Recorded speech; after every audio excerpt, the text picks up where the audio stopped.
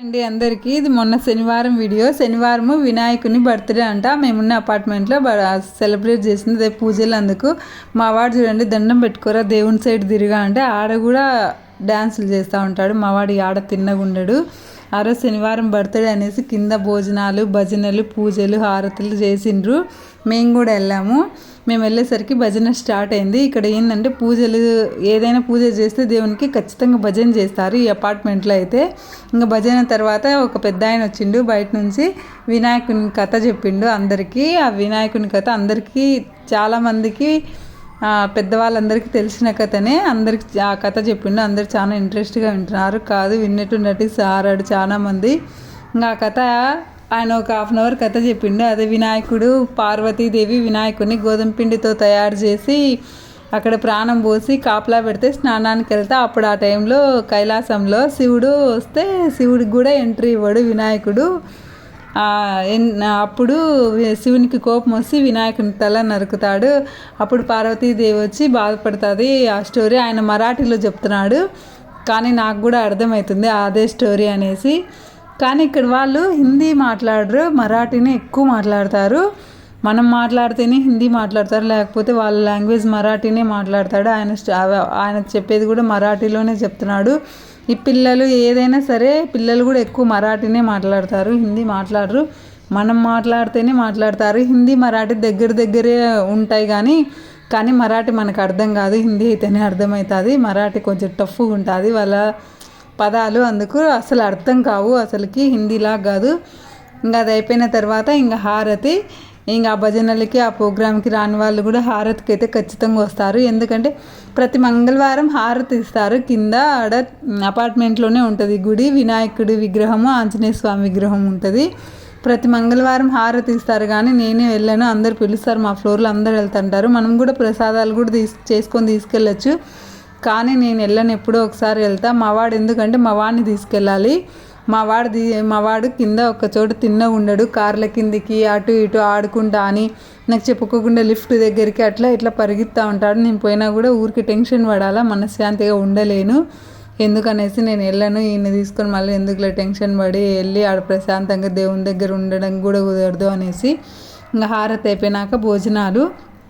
వీళ్ళ భోజనాలు రొటీన్గా ఉంటాయి. వైట్ రైస్, ఏదో ఒక కర్రీ, అదే మసాలా కర్రీ ఉంటుంది. ఈరోజు అయితే బఠానీ పన్నీర్ మసాలా కర్రీ. మా ఎదురింటి అమ్మాయి మౌనిక అమ్మాయి చేసిందంటే, కవల పిల్లలు అంటారు కదా, వాళ్ళల్లో ఒక అమ్మాయి. ఇంక వీళ్ళు స్వీట్ ఎక్కువ అంటే జిలేబీనే పెడతారు. ఇంకొక అప్పడం. మామూలుగా అయితే ఒక్కొక్కసారి పూరి, వీళ్ళు చావల్ రోటీ అని బియ్యం పిండితో రొట్టె చేస్తారు, అది కూడా పెడతారు.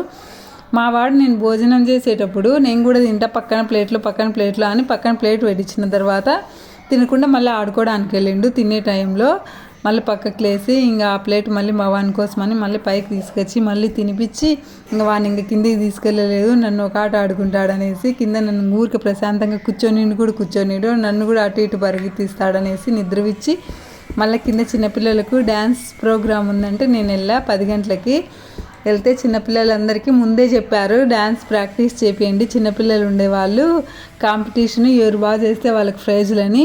మా ఎదురింటి అమ్మాయి కూడా చెప్పింది, కృషి కూడా ప్రాక్టీస్ చేపి బాబే అని. మా వాడికి తెలుగు పాటకు వేస్తే మీకు అర్థం కాదు, మరాఠీ సాంగ్ మా వానికి అర్థం కాదు, ఏం వేస్తాడులే. అయినా మా వాడు చిన్నపిల్లోడే, చెప్పినా కూడా స్టెప్స్ ఏం అర్థం కావు.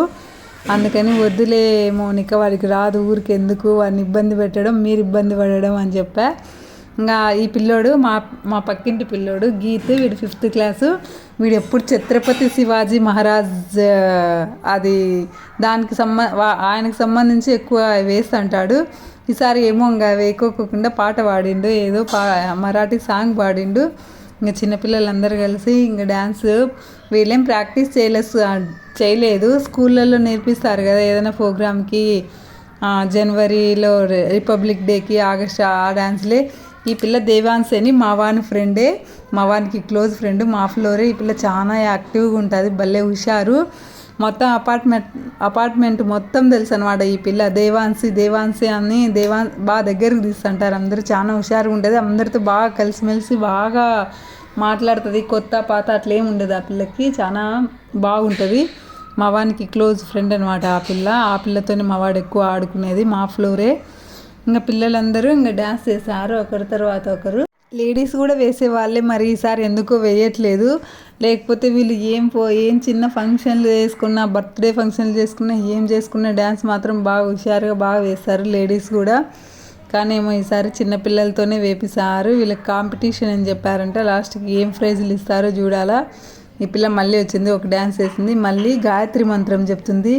చాలా స్పష్టంగా మాట్లాడుతుంది, ఏదైనా సరే చాలా క్లియర్గా చెప్తుంది, అవతలాలకి బాగా అర్థమయ్యేటట్టు. ఎల్కేజీని ఈ పిల్ల చాలా బాగా మాట్లాడుతుంది. దేవాన్సి అని అందరు పిలుస్తుంటారు. మా ఫ్లోర్లో కూడా పొద్దున్న లేచిన చినిపిస్తూ ఉంటుంది, దేవాన్సి అని. మావాడు కూడా పిలుస్తుంటారు రోజుకు 10 సార్లు దేవాన్సి అని. ఇంకా డ్యాన్స్లు అందరు పిల్లలందరూ వేసినాక, నేను చాలామందివి తీయలేదు వీడియో. పిల్లలందరూ వేసినాక మళ్ళీ పిల్లలందరినీ ఒక గుంపు చేసి వాళ్ళ మరాఠీ సాంగ్స్కే డ్యాన్స్ ఎగరమన్నారు. ఇంక ఎగురుతారా, ఆ పిల్లలు ఎగురుతుంటే ఇంకా ఇక్కడ లేడీస్కి కూడా హుషారు వస్తుంది. వీళ్ళు చాలా యాక్టివ్గా ఉంటారు. లేడీస్ కూడా డ్యాన్స్ చేయమంటే వాళ్ళకి ఇంక ఎత్తించే అనమాట, బాగా చేస్తారు డ్యాన్స్లు అవి ఇవి. దసరా అప్పుడు చూడాలా వీళ్ళ ఆనందము, వీళ్ళ ఉత్సాహము. చాలా బాగా ఎంజాయ్ చేస్తారనమాట. అప్పటి వరకే ఎంజాయ్ చేస్తారు. ఇంకా ఆ తర్వాత నువ్వెవరో నేనెవరో బాయ్ అన్నట్లు ఉంటారు. కానీ ఉంటారులేండి ఫ్రెండ్స్, ఒకరికొకరు ఎవరి ఫ్లోర్లో వాళ్ళ ఫ్రెండ్స్ అట్లా. కానీ అక్కడి కిందికి పోతే మాత్రం అందరినీ బాగా రిసీవ్ చేసుకొని బాగా మాట్లాడిస్తారు. మన లాంగ్వేజ్ వేరైనా సరే, అర్థం కాకపోయినా ఏదో ఒక విధంగా మనం అర్థమయ్యేటట్లు చెప్తారు. అందరూ బాగా మంచిగానే ఉంటారు అందరూ. పూజలు కూడా బాగా చేస్తారు వీళ్ళు. అసలుకి వినాయకుడిని, దుర్గామాతని ఎక్కువ కొలుస్తారు, మళ్ళీ కృష్ణుని కూడా కొలుస్తారు ఎక్కువ. వీళ్ళు పూజలు అయితే బాగా చేస్తారు. ఫస్ట్ వినాయకునికి బాగా పూజలు చేస్తారు. ఫస్ట్ ఇంపార్టెన్స్ వినాయకునికి ఇస్తారు. ఇక్కడ వాళ్ళు బాగా చేస్తారు పూజలు. రోజు పొద్దున్నే పూజ కూడా ఉంటుంది. పూజారి వచ్చి పూజ చేసిపోతాడు. పొద్దున్నే 5కే వచ్చి చేసిపోతాడంట. ఇంకా పూజలు అన్ని డ్యాన్సులు అన్నీ అయిపోయిన తర్వాత అప్పటికే 12 అయింది టైము.